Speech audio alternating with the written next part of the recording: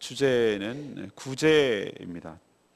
하나님께서는 이스라엘 백성들에게 6년 후 7년째 되는 해에 면제년을 선포하고 면제해 주라. 이 얘기는 7년 끝에 채무를 갚지 않아도 그것을 탕감해 주라. 그걸 독촉하지 마라. 이런 면제년을 실시하라고 오늘 명령하고 있습니다. 그렇게 하면 하나님께서 너희들에게 복을 주시고 또 너희 중에 가난한 자가 없으리라 라고 이 빈부격차에 대한 문제를 얘기를 하십니다. 또 가난한 형제가 내 주위에 있을 때 마음이 완악하게 되어서 특히 면제년이 가까워올수록 어차피 저 못 받을 돈이니까 더 악한 마음으로 주지 않는다면 하나님께서 그 사람이 하나님께 호소할 때 그것이 너에게 죄가 될 것이다 라고 경고하고 있습니다. 그리고 하나님께서 베푸신 그 은혜를 가지고 가난한 자가 네 주변에 항상 있을 것인데 그것을 외면하지 말고 계속해서 나눠주고 넉넉히 주고 그렇게 하라. 그렇게 하면 하나님께서 네가 하는 모든 일에 복을 줄 것이다. 이렇게 하나님께서 약속하는 그런 말씀이 오늘 주 내용이 되겠습니다. 오늘 이 신명기 말씀, 이 본문 말씀은 여러분이 생각하기에 이스라엘 백성들 그리고 지금으로부터 약 4,000년 전의 그 특성에 따라서 그 사람들에게만 해당된다고 생각하시면 안 됩니다. 이것을 문자적으로 그대로 적용할 수는 없을지 몰라도 그 하나님께서 하려고 하시는 의도가 무엇인지, 그러면 지금 2000년의 한반도에 살고 있는, 이 대한민국에 살고 있는, 이 제주도에 특히 살고 있는 우리들에게는 도대체 이 말씀이 어떻게 받아들여야 되고 어떻게 적용해야 될지 그 말씀을 잘 듣고 하나님께서 현재형으로 말씀하시는 이 말씀을 온전히 나의 말씀으로 받고 실천할 때 오늘 여기 있는 약속 그대로 하나님께서 여러분이 손에 닿는 곳마다 복을 내리시고 은혜를 베푸셔서 가난한 자가 없게 하고 형통한 축복이 여러분 삶 가운데 있게 될 줄로 믿습니다. 첫 번째, 그럼 어떻게 되는가? 하나님을 위하여 긍휼을 베풀어라. 하나님을 위해서 긍휼을 베풀라고 오늘 말씀하십니다. 하나님은 다음 주 월요일에도 비슷한 본문이 계속 어제 오늘 월요일까지 3일에 걸쳐서 구제에 관한 이야기를 계속 하고 계신데, 하나님이 이 가난의 악순환 그리고 대물림, 요즘 우리식으로 표현하면 양극화로 인한 사회 문제를 근본적으로 막기 위한 여러 가지 제도 장치, 규례를 제시하고 마련하시는 것을 볼 수 있습니다. 오늘 본문에 보면은 매 7년마다 면제년을 실시하라고 말씀하십니다.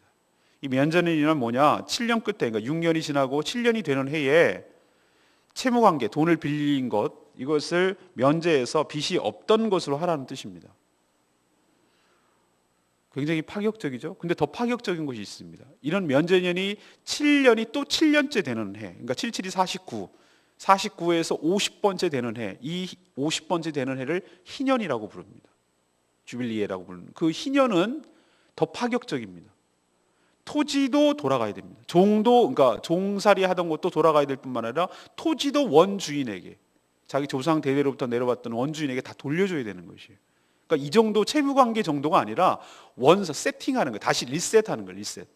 컴퓨터로 치면은 포맷 시키는 겁니다. 그 정도로 하나님은 파격적인 제도를 도입하고 하고 있어요. 왜 이렇게 하라고 그럴까? 모든 당신의 사랑하는 택한 백성들이 가난한 자가 없이, 가난 때문에 그 인격과 신앙이 말살되지 아니하고 자유롭게 하나님을 섬기며 하나님의 축복된 백성으로서 살기를 바라는 아버지 하나님의 마음이 있기 때문입니다. 이렇게 하라고 하시면서 이런 여러 가지 일들은 오늘 2절의 말씀에 보면 이렇게 말씀하고 계세요. 너희들 그 빚 준 거 채주는, 그러니까 돈 빌려준 사람은 그걸 면제해줘라. 빚 자기가 빚 준 거 면제해주고 이웃에게, 그 형제에게 독촉하지 마라. 추심이라고 말하죠. 막 언제 갚을 거야 이런 식으로 대촉하지 마라. 이제 끝난 얘기다. 근데 그 뒤에 말이 저는 밑줄을 걷어요. 이렇게 하는 것은 너희를 위하는 것이 아니라 여호와를 위하여라고 표현하고 있어요. 여호와를 위하여. 하나님을 위해서 그렇게 하라는 것이. 저는 이 말씀 속에 무엇이 담겨 있다고 생각하냐면 우리가 이 말씀 알겠습니다 그런 뜻이 아니라 여호와를 나를 위해서 하라 하나님을 위해서 하라 이 말 속에는 무슨 사상이 깔려 있냐면은 이런 것입니다. 모든 소유권, 모든 주권, 모든 소유권은 누구에게 속해 있다? 하나님께 속해 있다라고 말하는 것이에요. 너희들이 네가 있어가지고 돈을 빌려주느냐? 그게 네 거냐? 오리지널 네 거냐? 네게 처음부터 있었냐? 그리고 이것의 주인된 권리가 누구 것이냐? 라는 것을 하나님께 묻고 계시는 것이. 너희들이 태어날 때 정말 빈손으로 태어났고 너희들 민족 자체가 애굽에서 종살이하던 그런 종의 존재였다. 노예 존재였다 이 말이죠. 너희들이 무엇 때문에 이렇게 자유인이 되었느냐? 너희들이 무슨 한 거 있느냐? 아무것도 없지 않느냐? 하나님께서 전적인 능력과 전적인 은혜로 하나님께서 끄집어내 주시고 해방시켜 주시고 은혜를 베푸시고 지금 광야 40년 길을 걸어오면서 한 번도 하나님께서 어렵지 않도록 인도해 주신 것이 누구 때문이냐? 잊어버리지 말라는 것이죠. 그러니 너희들이 갖고 있는 소유, 너희들이 갖고 있는 모든 것들이 누구께 속해 있는가? 하나님께 속해 있고 하나님 마음대로 할 수 있는 것이다 라는 말이 이 말 가운데 깔려 있어요. 우리는 많이 착각을 합니다. 내가 돈 버니까 내 거라고 생각을 하는 것이. 그건 내 마음대로 할 수 있다고 생각해요. 이게 바로 모든 악이 시작되는 것이고 이게 병폐가 시작되는 것이에요. 우리는 어떻게 되는가? 모든 소유는 하나님의 것이고 하나님의 것을 하나님의 뜻대로 사용해야 된다는 원리를 가질 때 우리는 물질로부터 자유하게 되고 이 사회가 이 정도까지 양극화가 일어나서 피폐되지는 않을 것입니다. 하나님의 뜻은 모든 택한 백성들이 가난 때문에 고통받지 않는 것입니다. 성도는 이 아버지 하나님의 마음을 우리가 받고 그 마음이 부어지기를 기도해야 될 줄로 압니다.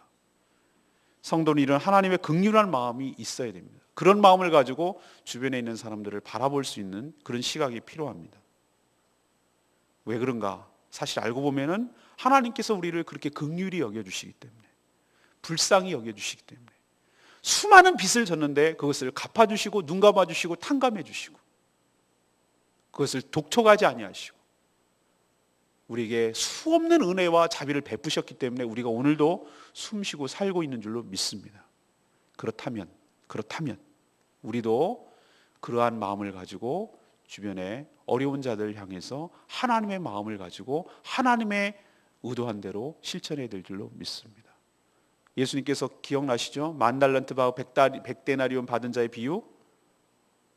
10,000달란트는 우리가 상상도 할 수 없는 천문학적 돈이에요.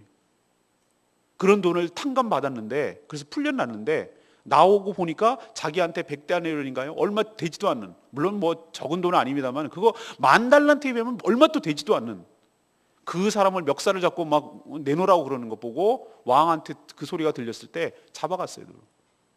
네가 이 10,000달란트를 갚을 때까지 옥에서 나오지 못하리라. 영원히 못 나온다는 얘기예요. 그것은 버리기도 하고 네가 그 돈의 굴레에서 네가 그 프레임에서 나오질 못한다는 거야. 거기서 헤어나질 못한다는 거야. 돈이라는 곳에서 네 삶이 거기서 끄집어나지 못하고 돈으로부터 네가 자유롭지 못한다는 뜻도 되는 것이. 이게 사실은 더 무서운 겁니다. 우리가 돈이 있고 적고를 떠나서 돈으로부터 자유로울 때 우리가 비로소 그 자유를 누릴 수가 있는데 많고 적음을 떠나서 돈에 갇혀버리면 그 순간 우리는 돈의 노예가 되는 것이고 돈이 쫓아가라는 대로 갈 수밖에 없는 불행한 인생이 되는 것입니다. 사랑하는 여러분, 그것을 근본적으로 치유하는 방법은 바로 이것이 개인적인 욕심도 마찬가지고 이 사회적인, 국가적인, 이 전 세계적인 다 마찬가지예요. 이 논리와 이 원리가 모두 다 정말로 진짜로 이 땅에 실현된다면 이 땅에 이런 비극은 안 일어날 것이. 누구는 더 많아서 문제, 누구는 더 적어서 문제, 이런 문제가 안 일어나는 것이 하나님의 뜻을 이 땅에 실현하지 않기 때문에, 그리고 믿는 자부터 이런 것을 실현하지 않으려고 하기 때문에, 그렇기 때문에 비극이 계속 재생산되는 것이. 사랑하는 여러분, 오늘 하나님을 위하여, 그분을 위하여 우리가 긍휼을 베풀어야 될 줄로 믿습니다. 하나님을 위한다는 말은 두 가지입니다. 하나님의 주권을 인정하고 하나님의 소유권을 인정하고. 그렇기 때문에 우리는 내 것이 아니라는 생각을 가지고 우리 이웃에게 긍휼과 자비를 베풀어야 될 줄로 믿습니다. 두 번째 이야기는 무엇입니까? 주는 것이 받는 것보다 복이 있을 줄로 압니다. 사도행전 10장 35절에도 똑같은 말씀을 하셨어요. 이것이 구약에 어디에 있는가 했더니 여기에 자세하게 나오는 거예요. 하나님께서는 가난한 형제에게 긍휼과 자비를 베풀어서 구제하라. 이거는 옵션, 선택의 개념이 아니라 하라는 명령이에요. 명령. 이걸 해도 되고 말아도 되고 그런 개념이 아니라 하라 이렇게 말씀하고 있어요. 그렇게 할 때 반드시, 여기 반드시가 또 꼭 붙습니다. 반드시 너에게 복을 주겠다고 하나님께서 약속하세요. 그러면 그 복이 구체적으로 뭡니까? 예를 들면 여러 나라에게 꾸어줄지라도 너는 꾸지 않겠고, 막 여러 나라에게 빚 없어. 우리 지난번에 90년대 말에 IMF 때문에 난리가 났었잖아요. 외환위기가 와가지고 막 아쉬운 소리하고 별 험한 소리 다 들어가면서 하라는 대로 다 따라하고 이런 모욕을 당했잖아요. 외환이 부족하니까. 그러니까 이런 험한 꼴을 안 당하게 하겠고라는 뜻이에요. 그리고 여러 나라들을 통치할지라도 너는 통치를 당하지 않겠고, 식민지 경험도 우리는 있잖아요. 일제 35년 동안. 그런 험한 꼴 당하지 않겠고, 이게 사실은 이게 뭐 나라가 뭔 상관이 있어요. 이게 나라적인 어려움이 될 때 우리 그 개인적인 어려움, IMF 했을 때 우리 얼마나 어려움을 겪었습니까? 그런 것처럼 이런 국가적인 위기가 닥치지 않을 거라는 거예요. 이 얘기는 뭐냐? 우리가 개인적으로 하는 모든 행위들이 어디까지 영향을 미치는가? 이것이 전 사회적으로, 전 나라적, 전 국가적으로 영향을 미친다는 얘기예요. 여러분, 나비 효과라는 게 있습니다. 한 나비가 이렇게 펄럭이는데 그 나비가 파장을 일으켜가지고 저 멀리 전 지구의 반대편에 있는 것까지 영향을 미친다는 그런 이론이에요. 저는 무슨 생각을 하냐면은 늘 우리는 남 탓하고 누구 탓하고 누구 탓, 아니요, 나 한 사람이 변하면 이 세상이 변하는 것입니다. 그럼 우리가 어떻게 변하는가? 우리는 스스로 변할 능력이 없기 때문에 복음으로 변하고 성령께서 우리를 바꿀 때 우리 삶이 달라지고, 우리 삶이 달라지면 이 세상이 달라지는 것이. 오늘 우리가 가난한 형제에게 긍휼과 자비를 베풀고 구제하면 그 파장이 어디까지 가는가? 그 선함이, 그 축복이 어디까지 가는가? 나라와 민족에까지 미치게 될 줄로 압니다. 우리 늘 사회를 욕하고 막 이거 정부 탓이다, 복지 예산을 뭐 줄여서 그렇다, 뭐 이렇다. 좀 그러지 좀 말고. 그렇게 말하기 이전에, 그거는 안 믿는 사람들이 그렇게 말할 수 있어도 우리는 그 전에 나부터 그 하나님의 말씀을 귀하게 받들어서 그것을 실천할 때, 조용히 묵묵하게 실천해 나갈 때, 적어도 이 세상은 이 정도까지는 안 되고 이런 어려움은 겪지 않을 거라는 생각. 왜? 제 말이 아니라 하나님께서 하신 말씀입니다. 반드시 너에게 복을 줄 것이다. 너는 꾸어주지 않고 나눠주고 통치받지 않고 다스리게 될 것이다. 그리고 하는 일, 10절에 보니까 하는 모든 일에, 손이 닿는 모든 일에 하나님께서 복을 주실 거라고 약속하고 있습니다. 그래서 가장 큰 축복은 5절 끝에 있는 말씀대로 너희 중에 가난한 자가 없으리라. 이게 가장 큰 축복 아니겠습니까? 이거는 뒤에 있는 말과 모순되는 말이에요. 항상 가난한 자가 있을 것이란 말 뒤에 하시거든요. 그러니 너희들은 계속 일을 해라는 뜻인데, 여기서 가난한 자라고 말하는 것은, 우리는 가난한 자가 어떤 절대치, 어떤 물리적인 측면에서 자꾸 가난한 자라고 생각하고 소득이 뭐 그런 의미가 아니라 상대적 가난함이 있어요. 상대적 가난함. 다 옛날에 저희가 어렸을 때만 해도, 물론 뭐 지금보다 국민소득이 중국보다 낮았어요. 오늘 아침에도 나오는데 왜 우리는 계속해서 가난해질까? 가난하다고 느낄까? 소득이 점점 국민소득이 이제는 2만 불을 넘어가지고 우리가 7번째 나라에 들어갔다고 얘기해요. 7번째 나라가 맞을 거예요, 제 기억에. 뭐냐면은 소득이 2만 불이 넘으면서 인구가 5천 명이 된 거야. 그러니까 규모도 있으면서 GNP가 그렇게 올라간 나라는 세계에서 7번째. 그건 굉장히 강대국이라는 얘기예요. 룩셈부르크나 이런 나라는 소득이 4만 불이 넘어가도 너무 인구가 작아요. 볼륨이 작아서 내수시장도 나갈 수 없고, 그렇기 때문에 그 나라를 강대국이라고 말하지 않아요. 우리나라가 그 7번째에 들어갔다는 거예요. 조만간에 몇 년 만에 또 3만 불이 될 거라는 거예요. 아시아에서 일본 다음으로 우리나라가 될 거라는 거예요. 그건 뭐해? 근데 왜 우리가 20년 전에 소득 5천 불 이하일 때보다 왜 더 가난하게 느끼는 것이죠? 그것은 뭐냐면은 제가 말씀드렸죠. 여기서 가난하다는 것이 어떤 수량적, 수치적 개념이 아니라 상대적 개념이에요. 정이 그만큼 없어지는 거예요. 그 당시에는 모두 다 못 살았지만 뭐가냐면 사람 살 맛이 났어요. 사람 사는 맛이 났어요. 어려운 사람들을 도와주고 같이 다 가난하니까. 이웃에 따뜻한 정이 있고, 그리고 나도 못 살지만 조금 더 못 사는 사람들을 배려할 줄 알고 챙길 줄 알고, 이런 것이 있었으니까 마음으로, 심리적으로 가난하다고 느끼지 않았어요. 그냥 그렇게 같이 다 더불어서 사는 것이었어요. 근데 문제는 그런 걸 안 할 때 아무리 부자면 뭐 할 거예요? 소득이 많으면 뭐 할 겁니까? 4만 불, 5만 불 가면 뭐 할 겁니까? 상대적으로 느끼는 사람들은 굉장히 가난하게 느끼고 소외감을 느끼는데, 여기서 말하는 가난한 사람이 없을 것이다, 이것은 절대치가 올라간다, 생활 수준이 올라간다는 뜻이 아니라 가난하다고 자기가 느끼는 사람이 없을 것이다 라는 것도 됩니다. 이런 사회가 저는 소득이 얼마냐의 문제가 아니라 그 사회가, 그 나라가 저는 건강한 나라이고 그 나라가 바로 가난한 자가 없는 행복한 나라, 부자 나라일 줄로 믿습니다. 저는 우리나라가 그렇게 되기를 소망합니다.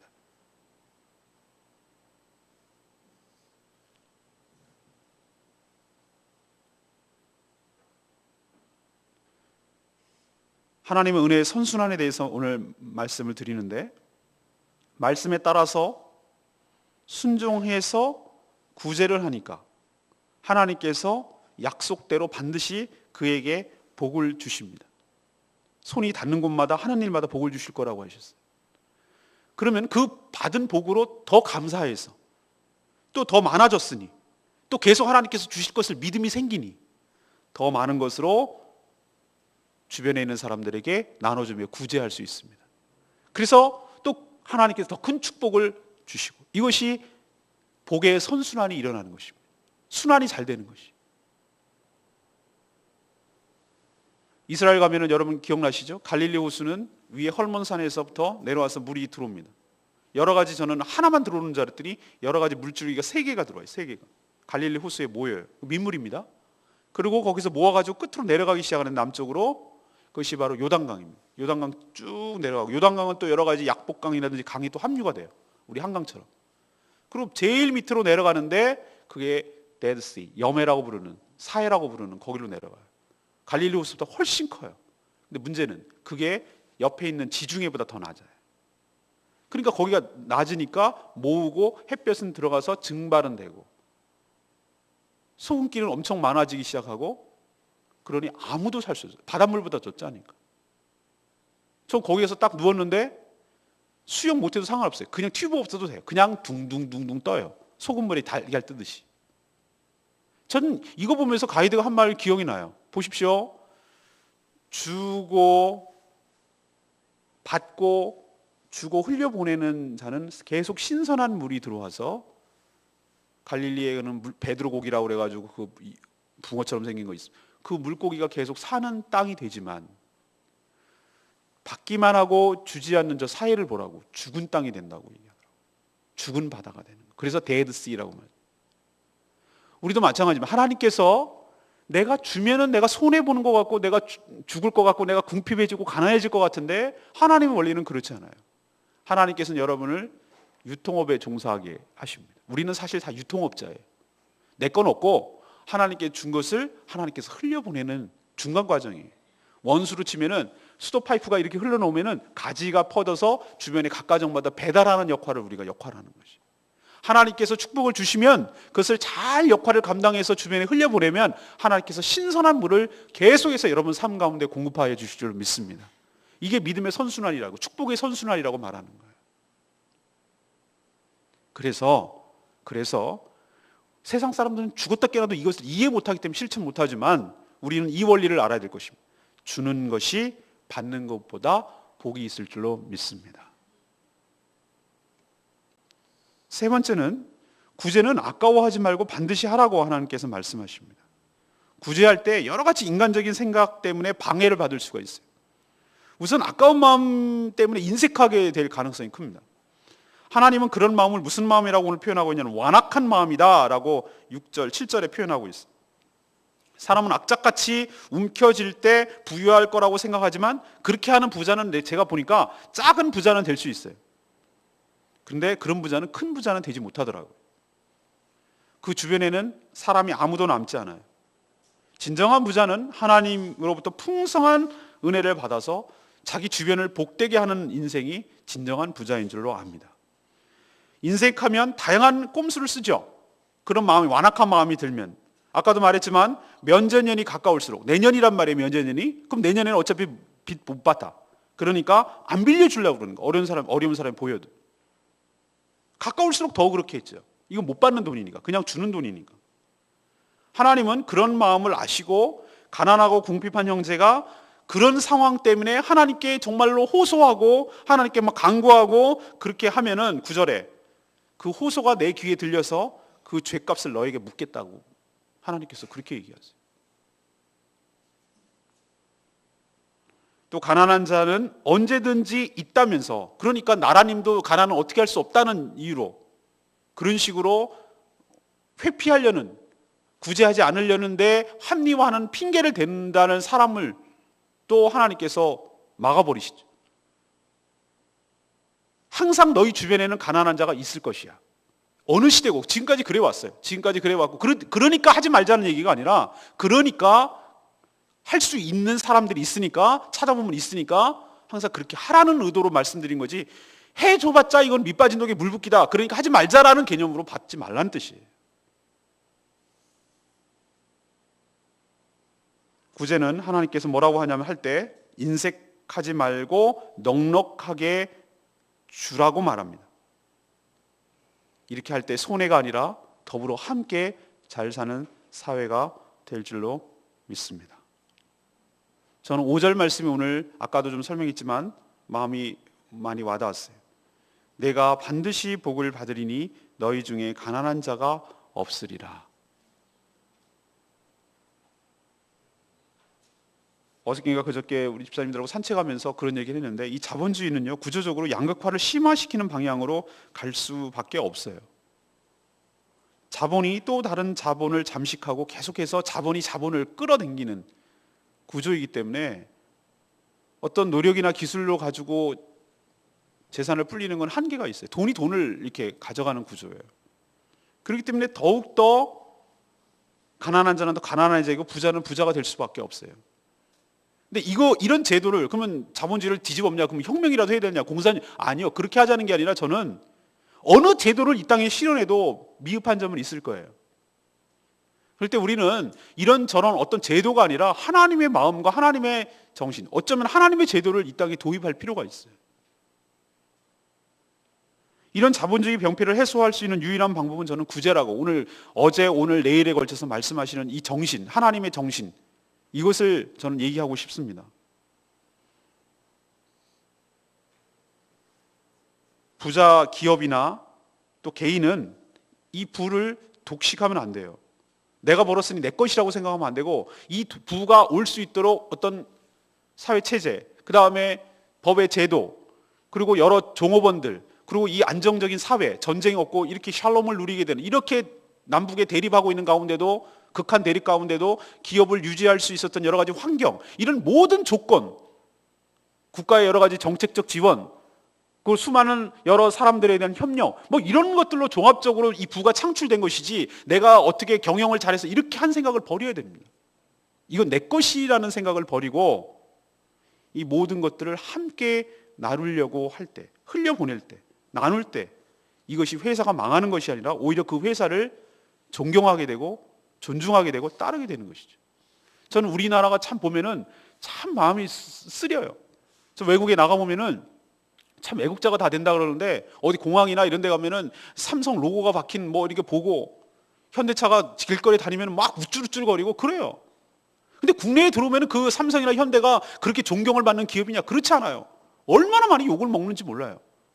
이중가를 쓴다든지, 국내에서는 비싸게 팔고 저기서는 싸게 판다든지, 여기는 막 부품이 허름한, 저기는 이런 거 다 AS 다 해준다든지, 우리를 봉으로 하라, 이런 여론이 지탄이 돼요. 저는 이런 것이 저는 참 불행하다고 생각합니다. 정말 우리나라의 기업, 대표하는 기업들이 모든 자국민으로부터 존경과 사랑을 받고, 모든 부자들이, 회장 기업들이 그 욕을 먹는 것이 아니라 정말 존경과 사랑과 정말 칭찬을 받으려면 딱 한 방법밖에 없어요. 돈이 많아서 그렇게 하는 것이 아니라 이 정신을 실현시켜야 돼요. 마이크로소프트 빌 게이츠 회장 보십시오. 그렇게 수많은 돈을 벌었지만 그 사람 막 욕하고 그럽니까? 아니요. 그 사람은 그만큼 돈을 번 만큼 어마어마한 천문학적 돈으로 어려운 사람들을 위해서, 나라에, 이거는 자국민을 대상으로 하는 것이 아니라 예를 들면 에이즈라든가 문명 퇴치라든가 이런 것들을 위해서 전 세계적으로 그 돈을 써요. 그 사람을 왜 뭐라고 비난하겠습니까? 돈은 그렇게 쓰는 것이.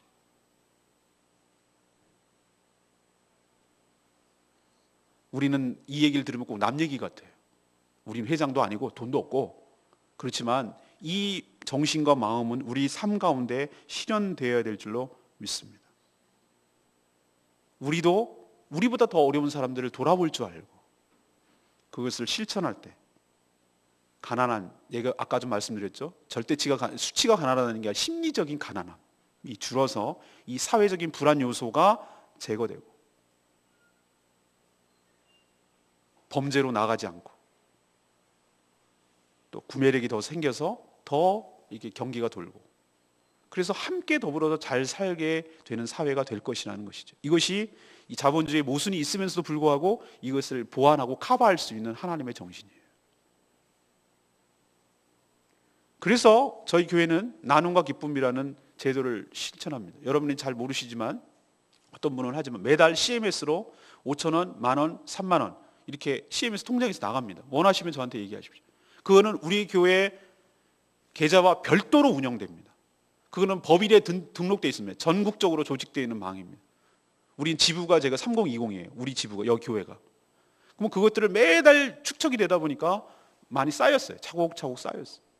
그래서 그걸 가지고 어려운 사람들 도와줬습니다. 여러분들 나중에 말씀드릴게요. 누구누구 도와줬는지. 어려운 사람들 도와주고 말기 암 환자들 도와주고 우리 교회 나오는 조건 천만의 말씀. 예수님은 그런 조건으로 하지 않았어요.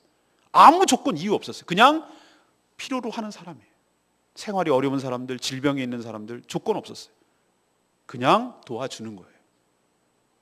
그렇게 우리 교회가 실천하는 것 해야 되고 여러분이 그렇게 참여함으로 함께 참여할 수 있고 또 개인적으로도 어렵고 힘든 사람들을 손을 펴서 완악한 마음을 굴지 말고 손을 펴서 이렇게 도와주고 나눌 때 이 사회가, 이 나라가 건강한 나라, 함께 잘 사는 나라, 더불어 함께 사는 나라, 그런 건강한 나라, 하나님의 복받는 나라가 될 줄로 믿습니다. 오늘 세 가지 말씀드렸습니다. 누구를 위해서 베풀라고요? 긍휼을? 자신을 위해서가 아니라 하나님을 위해서. 자기 만족 아닙니다. 자기 위신 세우려고, 자기 체면 세우려고, 자기 자랑하려고. 노! 하나님 것이기 때문에, 하나님의 소유이기 때문에 하나님 마음대로 하는 것이, 그게 하나님의 뜻이 구제예요. 두 번째는 주는 것보다 뭐 하는 것이? 받는 것보다 뭐 하는 것이요? 주는 것이 복이 있다.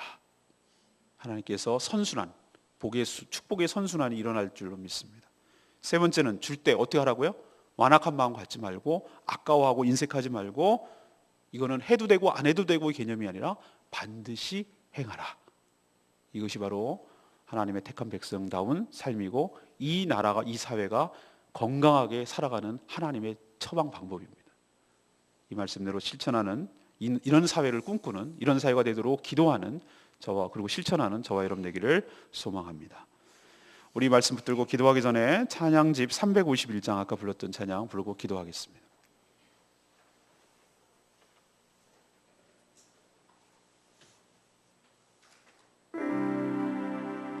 내 모든 것, 나의 생명까지 다 주님 앞에 드립니다.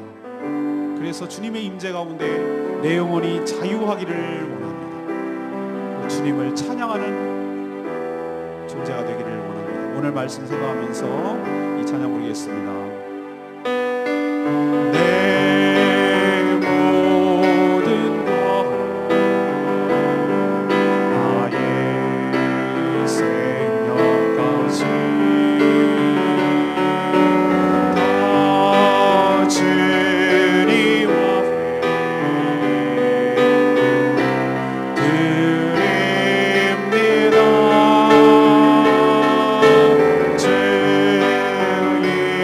주님 제 안에서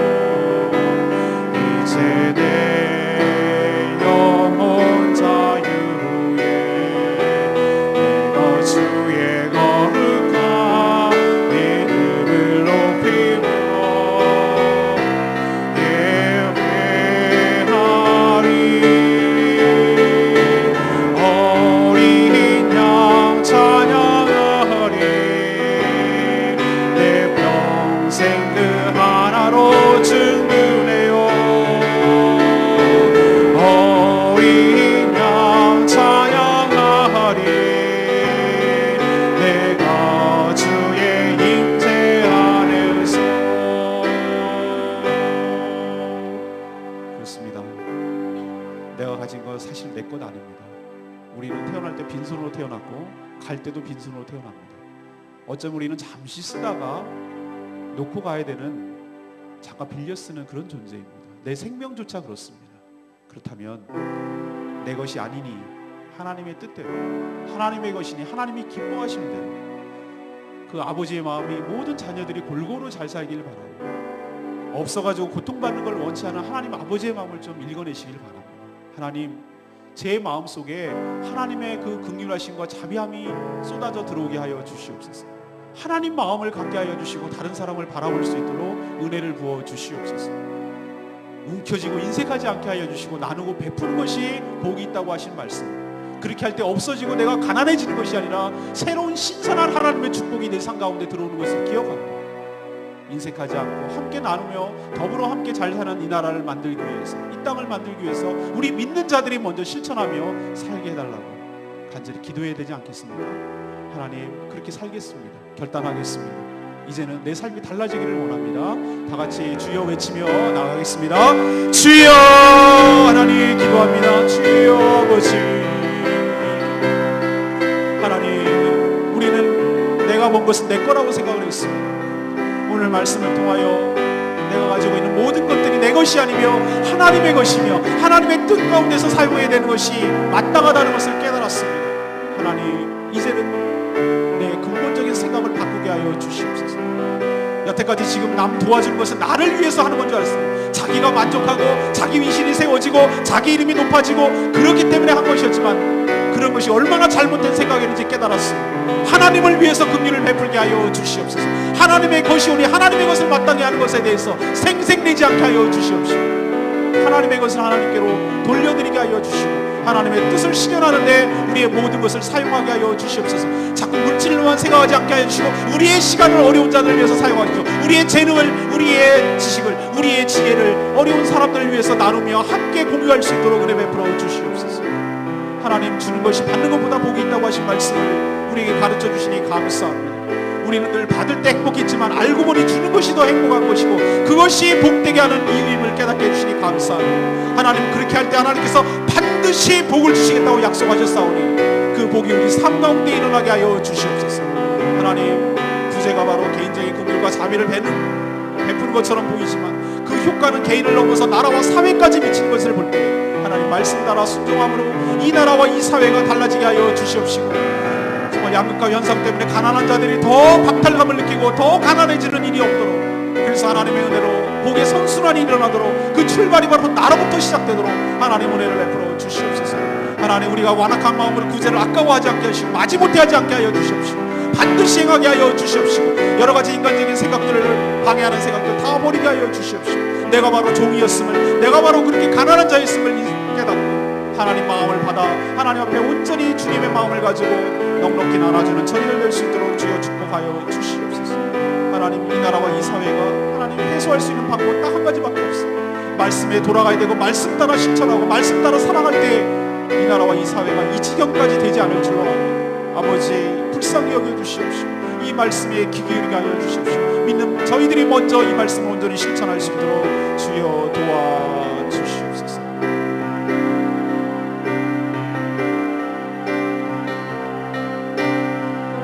어린 양 찬양하리, 내 평생 내 하나로 충분해요. 어린 양 찬양하리, 내가 주의 임재 아래서. 하나님, 저희들이 하나님의 주권과 하나님의 소유권을 인정하며 살게 하여 주시옵소서. 모든 것이 주님께로부터 왔음을 고백합니다. 내 것은 없습니다. 잠시 쓰다가는 인생 주장하지 않게 하여 주시고, 가져갈 수 없는 이것들 움켜쥐지 않게 하여 주시고, 주님의 것이오니 주님 뜻대로 주님을 위해서 사용하기를 원합니다.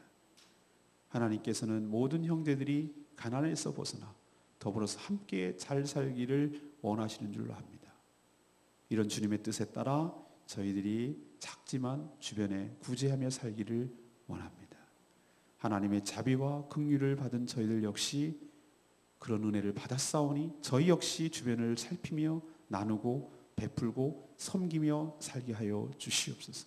그래서 하나님의 백성답게 하나님의 자녀답게 살기를 원하고, 또 예수님께서 우리에게 아낌없이 주었듯이 그렇게 함으로 예수 그리스도를 닮아가는 성공한 인생, 복된 인생이 되게 하여 주시옵소서. 구제할 때 인색하거나 억지로 마지못해서 하지 않게 하여 주시옵시고, 기쁜 마음으로 이 말씀에 온전히 순종할 때 주님께서 나의 모든 삶을 책임져 주시고 복에 복을 더해 주실 것을 믿으며 기쁜 마음으로 행하게 하여 주시옵소서. 우리 교회가, 우리 가정이, 우리 자신이 이런 삶을 살 때 이 나라와 이 민족이 바꿔지고 달라질 줄로 믿습니다. 사배를 욕하며 나무라기 이전에 말씀에 조용히 실천하는 저희들 되게 하여 주시옵소서. 오늘도 개인적으로 간구하는 기도 주님께서 들어주시고, 오늘 10시 반부터 있을 홈메이드 월드 어린이들에게 영어가 아니라 영어와 동시에 복음이, 말씀이 가르쳐지고 전해지게 하여 주시옵소서. 거룩한 주일이 다가왔습니다. 하나님, 최상의 것을, 최고의 것을 하나님께 온전히 드려지게 하여 주시옵소서. 준비된 예배를 하게 하여 주시옵소서. 은혜를 사모하게 하여 주시옵소서. 그래서 하나님께서 준비한 예비하신 축복을 마음껏 누리는 복된 날 되게 하여 주시옵소서. 하나님이 기도조차 하지 못하는 연약한 자들을 대신하여 중보 기도하게 하여 주시옵시고, 그 기도를 통해서 그 삶이 변하고 달라지게 하여 주시옵시고, 우리 교회가 연약한 자들과 함께 가는 건강한 교회 될 수 있도록 축복하여 주시고, 연약한 삶의 짐을 함께 나누어지는 그런 교회 될 수 있도록 축복하여 주시옵소서. 그래서 심리적 박탈감을 느끼지 않게 하시고 서로 형제 자매임을 고백하며 사랑으로 하나 되는 공동체 되도록 복내려 주시옵소서. 오늘 하루 주님 손에 올려드리옵고 예수 그리스도의 이름으로 기도합니다. 아멘.